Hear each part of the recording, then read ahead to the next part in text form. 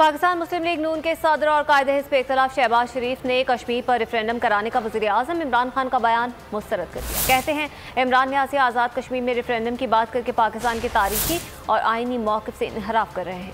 इमरान न्याज़ी के बयान से वो खदशात साबित हो गए हैं जो 5 अगस्त 2019 के भारतीय इक़दाम से कौम के सामने पहले ही आ चुके हैं।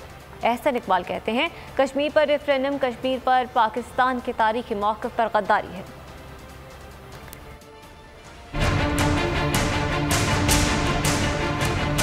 शहबाज शरीफ ने कश्मीर पर रेफरेंडम कराने का वजीर आज़म इमरान खान का बयान मुस्तरद कर दिया। समाजी राब्ते की वेबसाइट ट्विटर पर एक पैगाम में शहबाज शरीफ ने कहा कि इमरान न्याज़ी आज़ाद कश्मीर में रेफरेंडम की बात करके पाकिस्तान की तारीखी और आइनी मौक़िफ़ से इनहराफ कर रहे हैं। इमरान न्याज़ी के बयान से वो खदशात साबित हो गए जो 5 अगस्त 2019 के भारतीय इक़दाम से कौम के सामने पहले ही आ चुके हैं। कश्मीरियों की मर्जी और मुशावरत के बगैर कोई हल उन पर ठूसना भारत की मदद करना और कश्मीर कौस से गद्दारी के मुतरादिफ है। एहसन इकबाल की भी हुकूमत पर तंज़ो तनकीद।